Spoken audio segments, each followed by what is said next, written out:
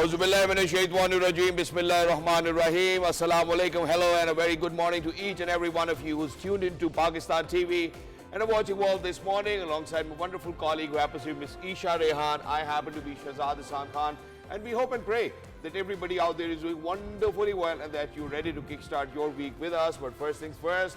Hello Eesha, Assalamu alaikum. How are you feeling today? Walaikum assalam, Shahzad. I feel absolutely great. Today is Monday. It happens to be the start of the work week, the most dreaded Monday. However, the energy that you bring on Monday, I believe personally that it determines how the rest of your week will go throughout, to make sure that you are smiling and always giving out positive energy. Exactly. And while you've spoken about it, Eesha, I do know for a fact how there's too much on the plate for you these days. All right. So how are you managing? Are you keeping up well?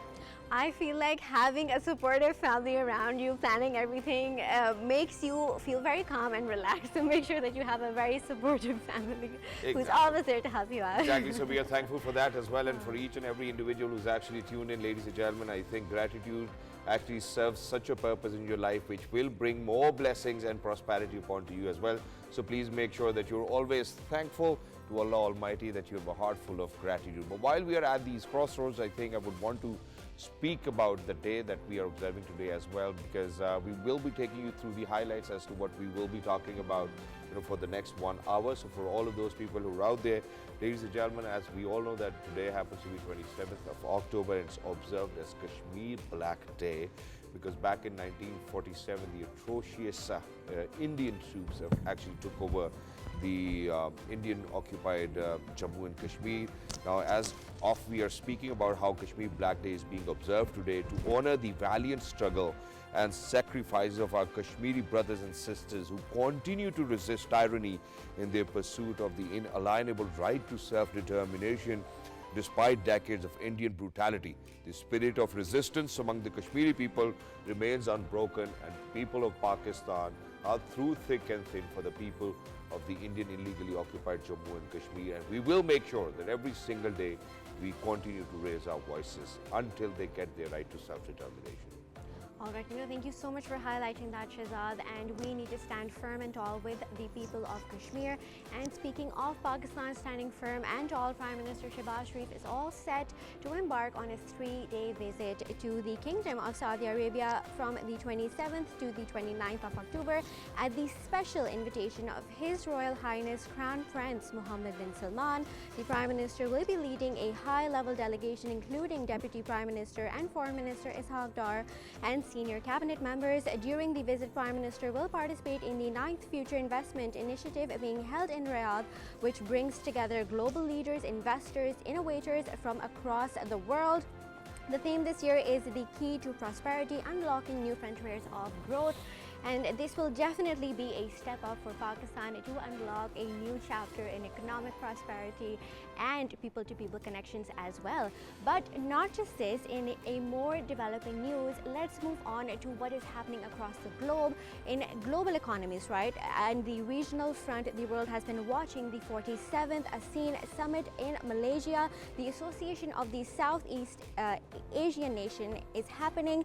And why is this so crucial is because it is representing over 680 million people and a combined GDP of 3.8 trillion. The ASEAN Summit highlights how countries need to come together and build their economies and strengthen their global ties and relationships. Exactly, and in addition to this, on the other hand, it's going to be a high voltage contest in between Pakistan and South Africa in the first T20 International, which is set to take place tomorrow in Rawalpindi.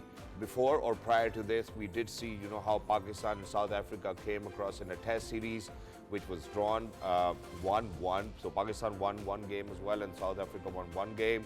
And today, ladies and gentlemen, we will be talking about what should be our playing 11 in making sure that we defeat South Africa in the home conditions, take advantage of that. And that too, not just that, because the Honorable Prime Minister did host a dinner for Pakistan and South African cricket teams. We'll speak about it further.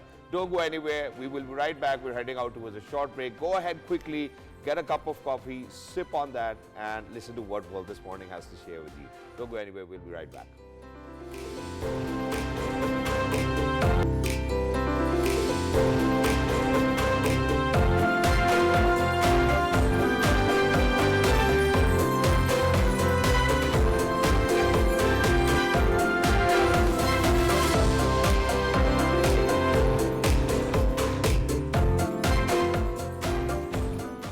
ladies and gentlemen, welcome back. Thank you so much for staying with us. As we all know that, that for Pakistanis all over the globe are actually observing Kashmir Black Day.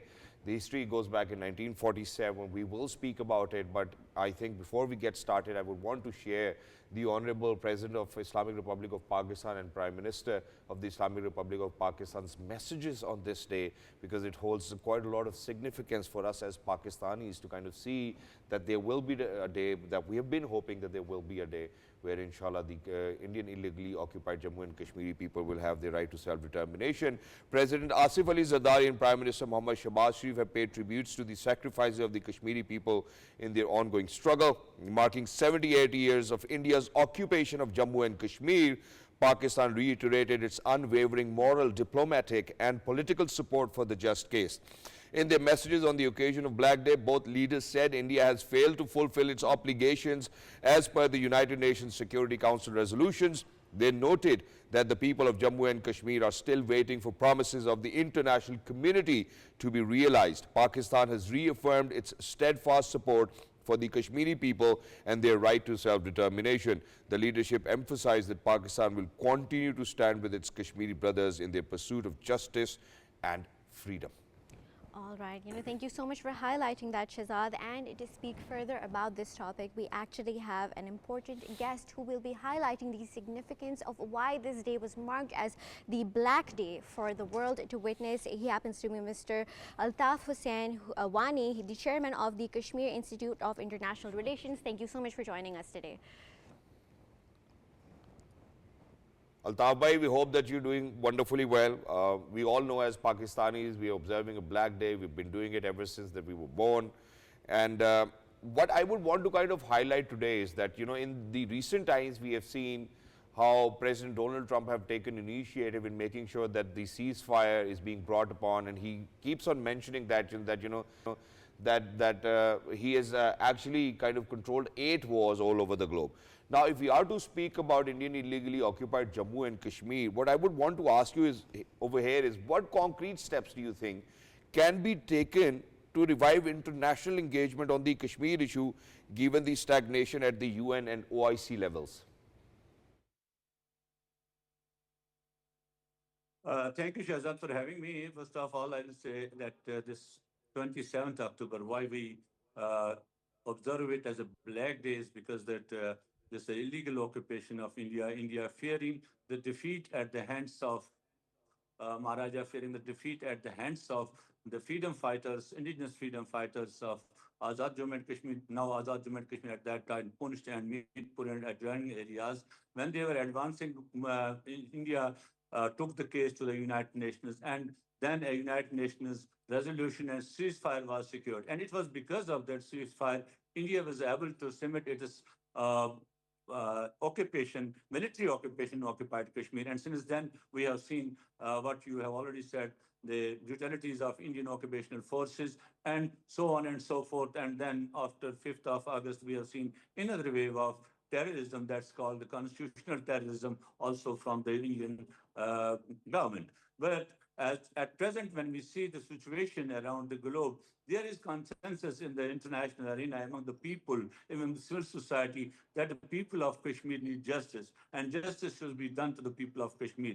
And it was only the states were never condemning the Indian terrorism. They never asked India to oblige by its commitments, which she made in the United Nations Security Council, which she made to the people of Jammu and Kashmir. But currently, when I see, as you said, Donald Trump has already spoken many times about this stopping many wars, and then also he is also engaging in Kashmir also with India and Pakistan, trying to engage as Indian intransigence there, and that's why. All right. Thank you so much for highlighting that. And speaking about this brutal day, let's talk about how it's been 78 years since Indian troops illegally occupied Jammu and Kashmir. How has the oppression evolved over the years, especially after Article 370 was revoked all the way back in 2019? You see, after the abrogation of Article 370 and 35A, India opened a floodgate for non-state subjects to obtain the state subjects to domiciles of Indian occupied Kashmir, thereby changing the demography of Indian. I think there's No, a bit of lag in our guest's voice as well, which is why I think we're facing a bit of technical difficulty. I'm going to go back to Altaf and Wani. Altaf and Wani, please continue. You know, we were having a bit of challenge listening to you. Please go ahead. Can you listen to us now? Yeah, I am listening to you. Okay, please, sir, go ahead, continue. So after I was talking about after 2019, what Indians did, they dismembered the state into two union territories and then changed soil laws, land laws, and many other, about 800 laws were enacted in Kashmir, which were not previously there. And due to these laws, they have changed the demography. They are trying to heritage and also the language of Kashmir and the memory, and they are erasing the memory of Kashmiris from the texts, from the archives, and all these, so that next generation of Kashmiris, they are writing new history of Kashmir as that could serve the purpose of Indians. That is what they have been doing. And on the other front, they propagated around the globe that there is development in Kashmir. Kashmiris are very much happy there. And that was exposed many times, and especially most recently in April, when a small incident was that created a war-like situation, and then the U.S. intervention, a ceasefire was secured, and India got humiliated, defeated at every front. But Indian leadership settled. If today there will be a curfew in Kashmir, they have imposed a curfew there so that people could not come out. So this is what India is doing in occupied Kashmir. They are trying to simmer there, but the people of Kashmir, their resistance is there. They are continuing the resistance on all fronts. Today, you could see in all districts of Azad Kashmir, rallies, protests, and all around the globe, Kashmiris are protesting, reminding the United Nations Security Council of their obligations, of their promises to the people of Kashmir, which they made way back in. And Mr. Wani, on these lines, there's something more that I would want to kind of bring upon. Now, imagine that, where we're speaking about the atrocities of the, Indian government or the BJP's government in the Indian illegally occupied Jammu and Kashmir. We do know for a fact in recent times about the false flag Pahalgam incident as well, and you know how they wanted to create a false narrative. Now, in addition to this, I would want to club where, we have seen how Israel and Hamas ceasefire deal has taken place. We have seen how, other countries, for example, just very recently at the ASEAN summit, we have seen the Thailand and Cambodia ceasefire coming along as well, and then Pakistan and Afghanistan talks going on. How do you think that this will have an impact, within our own region to move ahead with the conversation or sitting down onto the table and making sure that India or the BJP's government of India is actually being held accountable for the atrocities that they have caused in the Indian illegally occupied Jammu and Kashmir? You see, this is a million-dollar question. Kashmiris have always spoken about the peaceful settlement of Kashmir. So has Pakistan offered India to talk on Kashmir. But unfortunately, this current regime, the current political dispensation in India is not talking sense. They have been talking about that we will talk first terrorism and so on and so forth. But after the Pahalgam incident and the Operation Sindoor, and then in response Operation Bunyan Marsus and all that, the way India was defeated, Indian government is more creating a war-mongering situation with Pakistan, with the people of Kashmir and so on and so forth. But I think that the pressures from around and from the global society are there. And I hope that these situations which are being created around the globe, that will force India to come to the table to decide the Kashmir, to decide something in tripartite talks where Kashmiri people, Pakistan. Exactly, Mr. Wani, and that certainly needs to be the way forward as well. But there's one more thing, and because it is of my utmost responsibility that I make sure that whenever I speak about, I need to make sure that I'm doing it with all my honesty. But what I do see as of now, for example, if we are to speak about Ukraine, Kashmir versus Palestine, we see how there are double standards globally and internationally. If we are to speak about these double standards, the international responses will vary notifying what your geographical position or location is. So may it be Palestine versus Kashmir versus Ukraine. We have seen how the international audiences have been very varying their responses onto the same conditions that we see within all of these three places that I've mentioned. So do you agree with this, that there have been double standards within the international arena for resolving these issues depending on their geopolitical situation? Yes, definitely. There is a double standard around the globe, and especially when we see all this, we could see the double standards in the UN, the polarization in the UN Security Council, and because of that, you could see double standards everywhere.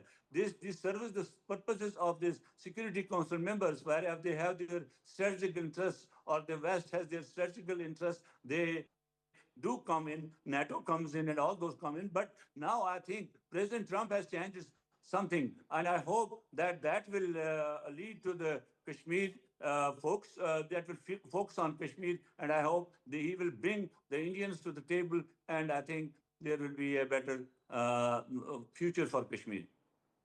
Thank you so much, Mr. Wani, for being with us. Lovely to be in conversation with you. And for people of the Indian illegally occupied Jammu and Kashmir, your Pakistani brothers and sisters stand tall in their resolve of making sure that, inshallah, that there will be a day that will be the right to self-determination upon the people of the Indian illegally occupied Jammu and Kashmir, just as the people of Azad Kashmir over here in Pakistan. We pray for the easy life ahead, that that the struggle actually eases out for the people of Indian illegally occupied Jammu and Kashmir, and the atrocious BJP's government of India needs to be held accountable by the International Court of Justices, maybe ICC, maybe United Nations Security Council. We pray and hope that, inshallah, in days to come, we will see that even this issue is being resolved by diplomacy, and for the leaders to kind of come together, sit down and agree for peace or right of self-determination for the people of Indian illegally occupied Jammu and Kashmir. We're heading out towards a short break. Don't go anywhere. When you come back,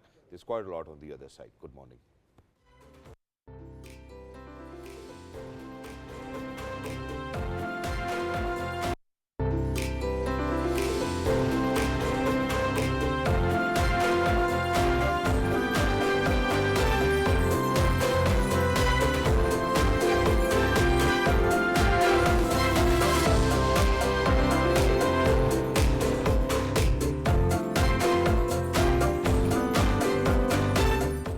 Ladies and gentlemen, welcome back. Thank you so much for staying with us. And time now for us to kind of speak about how Pakistan is doing so much more better in these days. And I think that, any Pakistani couldn't really just keep calm. But while we are at these crossroads, we did speak about, the ceasefire in between Pakistan and the Afghan Taliban government, and how on those lines there was a meeting which was supposed to take place on the 25th of this month, which was day before yesterday. And just to kind of update my audiences onto that, I think I would want to share this story where the Pakistani delegation has presented its final stance to the Afghan Taliban, emphasizing the need for concrete action against terrorism. Pakistan has made it clear that the ongoing patronage of terrorists by the Afghan Taliban is unacceptable. Not just that, I think on these occasions, it's so heartwarming to see how our diplomacy or the initiatives taken by the civil leadership and military leadership are well accepted and well applauded by the West as well, which is why I would want to share the President of the United States once again,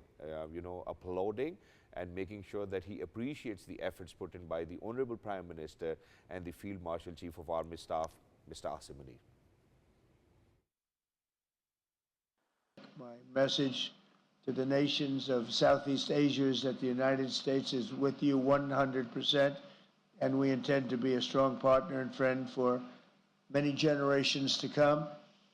1 year ago, we were in a different position, but now we're in the best position we've ever been, and I really do. I say it's the golden age of America, the golden age of the United States. Together we'll create incredible prosperity for the nations on both sides of the Pacific Ocean, and to seize new opportunities for all of our people.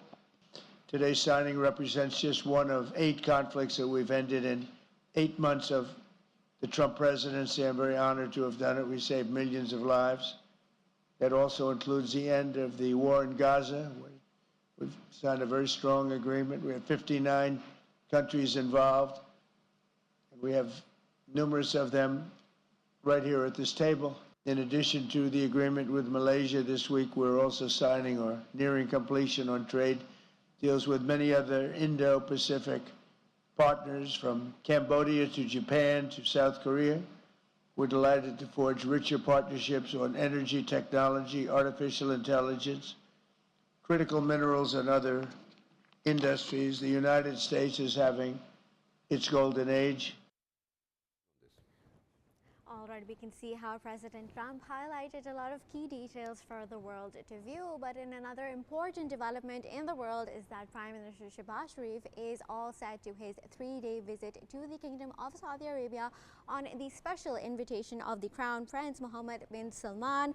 The Prime Minister, during his visit, will participate in the 9th Future Investment Initiative being held in Riyadh to speak about its importance, about how global leaders are attending this and how it will lead to Pakistan's economic prosperity. We actually have Shaukat, who happens to be a senior journalist. He will help us understand this in depth. Thank you so much for joining us, Mr. Shaukat. Thank you so much for inviting me to speak. Absolutely wonderful to have you here today, and this visit comes at a time when Pakistan is actively pursuing economic diplomacy under the leadership of the Honorable Prime Minister Shehbaz Sharif. What key outcomes do you think will occur after this participation? Pakistan and Saudi Arabia, they enjoy very unique relationship, which is unparalleled in the community of nations at the moment. I mean, no other two countries have such a cordiality of their relationship as compared to Saudi Arabia and Pakistan. And especially this year, Future Investment Initiative event is taking place when Pakistan and Saudi Arabia, they recently signed a comprehensive defense strategic agreement. This mutual defense strategic agreement basically lays the foundation of cooperation in many areas. Though it's a, it's a defense pact, but its key components are the cooperation in economic, trade, investment, and other commercial areas. So when Prime Minister lands there tonight, tomorrow, and the day after tomorrow, he'll be there. There will be a key meeting along with many other meetings. The key meeting would be with His Royal Highness Crown Prince and Prime Minister Mohammed bin Salman. For a long time, there has been many proposals for Saudi's investment in Pakistan. In the key sectors of petroleum, for example, there has been talk of a refinery being set up in Pakistan in the coastal areas or somewhere in Sindh. But uh, since the visit could not take place, that's why these investment ventures, they have been lingering. What I understand at the moment is that after this signing of defense pact, there will be a very conscious move towards economic cooperation. Economic cooperation necessarily means, number one, the FT investment from Saudi Arabia to Pakistan under the kind patronage of His Royal Highness Crown Prince Mohammed bin Salman.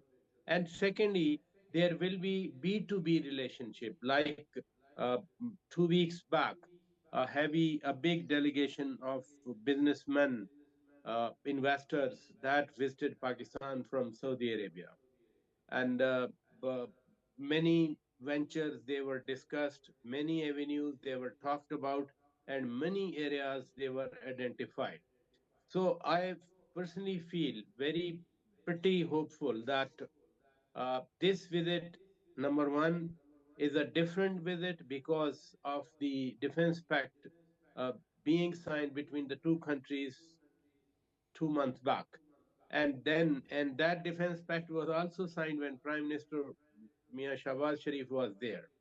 So he knew the nitty gritties of the agreement, and since he will be having another meeting with His Royal Highness Crown Prince Mohammed bin Salman, so the agenda and the priorities will be in the minds of both the leaders, because they both, we saw the visuals when this defense agreement was signed. Similarly, Prime Minister will have the opportunity to speak to the participants from other countries, participants in the Future Investment Initiative, and Prime Minister will get an opportunity to highlight the prospects of Pakistan's economic projection upward, the trajectory that has been moving upward, because some U.S. investors like the USSM, they signed MOUs here for extracting the rare earth minerals, rare earth materials.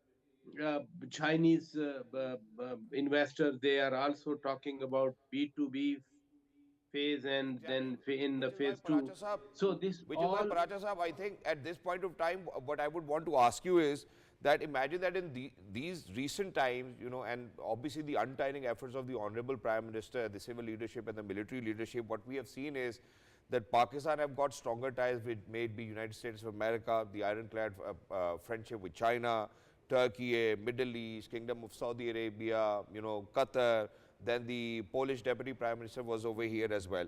Now let's speak about, you know, with all of this diplomatic assent, speak about Pakistan's investment potential and its readiness to pursue collaborations in sustainable development. Do you think that with all of this diplomatic assent, the back end of Pakistan is actually all supportive about receiving all such sorts of agreements, probably in the first phase doing these agreements, then making sure that we shape them in reality and that the readiness actually promptly gives us that jump that we require in terms of trade or maybe sustainable development? There is no doubt that the foreign policy of Pakistan at the moment, or their the friend relation with many other countries, uh, probably I have never seen such a rise in my professional life. Because everywhere, wherever Pakistani leadership is there, both military and civilian, they become the center of attraction. They become the center of the focus. And we saw at the time of signing of treaty on Gaza in Sharm el Sheikh, Egypt, that only Prime Minister of Pakistan, he was invited by the President of United States, Mr. Donald Trump, to speak. Although there were many heads of big powers, the honor, the prestige, that was only for Pakistan. And primarily, uh, uh, there have been many efforts in the past, but the events from 6th May to 10th of May, where Pakistan won this Marka-e-Haq in Operation Bunyan Marsus, that has given Pakistan much rise in the international horizon. Now, placing your Paracha Sahab, position. yep, sir. So, which is why over here, you know, from here onwards, what I'm going to ask you next is, you know, going to take a bit of transition, because now we are speaking about how the honorable civil leadership or the honorable military leadership have actually contributed towards Pakistan, the way Pakistan is as of now, you know, so very well received by the rest of the world, and, you know, the perception and the narrative we have built, alhamdulillah, has been bought by the world because we have always stood tall on honesty. Now, in addition to this, to kind of second, you know, what I'm saying is that because the ASEAN summit is actually going on, we have seen the ceasefire and the role that Pakistan have actually played in the Israel-Hamas ceasefire as well. You know, the Honorable President of the United States of America actually has to say something about the Field Marshal as well. Not just the Field Marshal, the Honorable Prime Minister. So I'm going to share it with our audiences. When we come back, I'm going to ask you about the diplomatic efforts made on that level, that the world actually is becoming Pakistan's fan in these times as well. So please, let's go ahead. Let's hear the POTUS. Pakistan and Afghanistan have started up, but I'll get that solved very quickly. I know them both, and the Pakistan, the Field Marshal and the Prime Minister are great people, and I have no doubt we're going to get that done quickly. That one started up a few days ago. So now, Paracha Sahab, my question is, what did we do so differently, you know, in the or under the auspices of the you know, a great leader, the Honorable Prime Minister Shehbaz Sharif, that Alhamdulillah the world is actually not just talking about Pakistan, or they cannot help it but speak about Pakistan, or in addition to this, that Pakistan have had such a diplomatic ascent that even we as Pakistanis are really happy about it. Certainly, we are not only happy about it, we are very proud of it. That world is talking about Pakistan in a positive way because for the last 20, 25 years, we were labeled for the wrong purposes. So many connotations that you can recall or your viewers can recall. But over the period of time now onward, Pakistan is recalled, Pakistan is talked about, Pakistan is mentioned in very positive terms, and which is a matter of pride for me, for you, for everyone, because our great motherland is talked about in a positive way. Now, talking or having said that, we won the war, Mark-e-Haq, in May, that boosted Pakistan's image. That Pakistan, they have the strength to face the enemy, which is bigger than its own size and with equipped with latest material, etc., etc.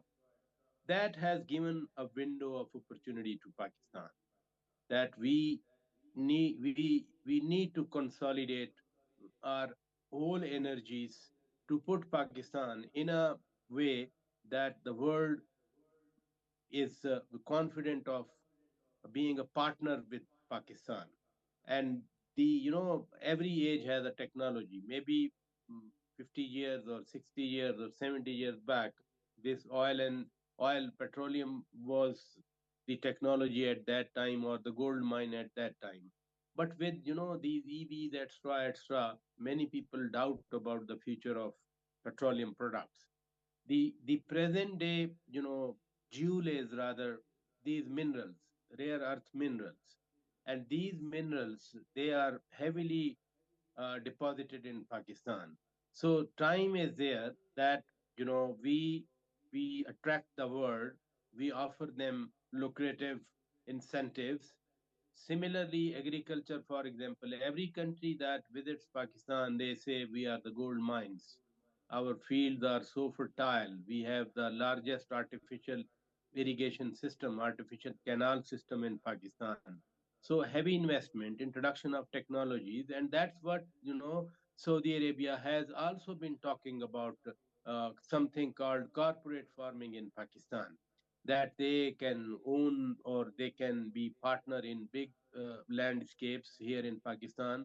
They can grow, whatever they want, and many innovation they have been. For example, certain fruits, especially they were talked about being from north of Pakistan. They have been very successfully sown in the south of Pakistan. This olive is a So new. Paracha, that certainly tells us about how wonderfully well Pakistan is actually doing on all of these terms. But very quickly, because we're very short on time, sir, and I do know that how time is very valuable for you too. I would want your input on the ASEAN summit. Now, imagine that you spoke about the Sharm el Sheikh. Let's speak about the SCO, and in recent times, Pakistan have actually played a key or a major role, in the geopolitics of the region. If we are to speak about the ASEAN summit, what role do you think, or how do you think Pakistan needs to go by it as well, or abide by it, or the role that that we've seen in recent times, how Pakistan has actually become a power which actually makes sure that wherever there is regional stability required, Pakistan needs to play a role. How do you see Pakistan's role in ASEAN summit? Although Pakistan is not a full member of ASEAN, but with majority of the member nations, Pakistan enjoys very cordial relations. I mean, this happened in Malaysia. Recently, Prime Minister of Pakistan visited Malaysia and had a very cordial interaction with the Malaysian Prime Minister, Dr. Anwar Ibrahim. Similarly, Indonesia Prime Minister has been meeting Indonesian President in New York, and even Gaza in Sharm el Sheikh summit. Indonesian President was there. Pakistan is a member of the ASEAN Regional Forum, ARF, and this membership Pakistan is enjoying for the last 20 years. Pakistan is trying for a dialogue partnership with ASEAN because primarily ASEAN is an organization for economic integration like the European Union. It's not a defense or security organization like NATO or the erstwhile Warsaw Pact.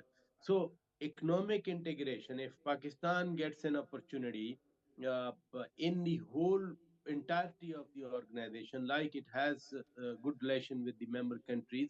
So there is a policy by Pakistan which is called Look East Asia policy. Pakistan is pursuing that policy, but still Pakistan is not member of the ASEAN as an organization. Although Pakistan takes participates in the ARF ASEAN Regional Forum and contributes, which is acknowledged by the ASEAN member countries. Otherwise, ASEAN, Pakistan has very cordial relations. Exactly, and thank you so much, sir, for speaking on these lines as well, where you spoke ARF. I think last time it was on the 11th of July that that Pakistan actually did attend what you mentioned just at the end as well. Thank you so much, Mr. Paracha, for being with us. Lovely to be in conversation with you. But from here onwards, Eesha, we do know how we have been or we might be taken over by satellites, right? So imagine that China has actually now has sent a new satellite into space from Xiaoqing Satellite Launch Center in its southwestern Sichuan province. The Gaofen 1402 satellite was launched at 11:55 Beijing time aboard a Long Mark 38 or 3B carrier rocket and entered the planned orbit successfully. This satellite is capable of efficiently acquiring high-precision stereo imagery on a global scale, providing fundamental geographic information support for national economic development and national defense construction. The launch marked the 603rd flight mission of the Long Mark carrier rocket series. Well, that's it. I think it was a great one, no? That sounds so exciting. Imagine being able to see high-level images of the Earth from all the way up in the stars. I think it will be a fascinating view and a fascinating development for infrastructure. And I don't know how the view is going to be now, Eesha, and it's because of the fact that imagine if that satellite is going to grab images just around our neighboring countries. Parents in India's capital raising concerns over the severe health risks their children face amid the ongoing pollution crisis.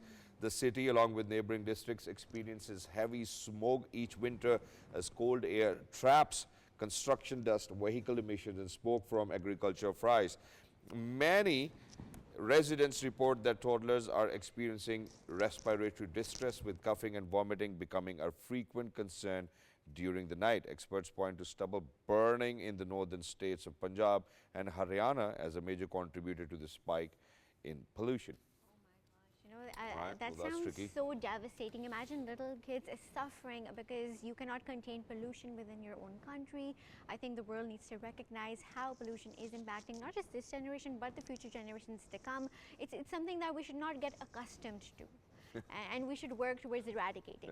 Exactly, and I think that each and every one of us needs to kind of be playing a very positive role in eradicating this menace, and it is hurtful and it is resentful to see that that our children actually have to breathe in such air, and majorly it's because of the people who actually burn the agriculture leftovers as well. So please, I think we have been requesting that the Punjab government over here has been working on that too as well. We hope and pray that in days to come that even India is actually able to manage it, because it's about the children within India who actually feel distressed. But other than that, ladies and gentlemen, I'm going to move on towards the field that I love the most. Any guesses? Let me take a big long guess. It's cricket. Yeah, it's cricket, where South Africa's touring Pakistan. We all know Pakistan cricket team has been holding session Rawalpindi Stadium for the preparation of the 3-match T20 international series against South Africa. Pakistani cricketers held their first practice session at Rawalpindi Cricket Stadium. Players focus on fielding drills. Pakistan and South Africa will play a 3-match T20 international series starting from Tuesday in Rawalpindi. The second and third match of the series will be played on Friday and Saturday at Gaddafi Stadium, Lahore. After the T20 series, both teams will also play a 3-match one-day international series. To speak about all of this, we're very lucky that we have been joined by Mr. Syed. Haider, hello Haider, assalamu alaikum, good morning, how are you?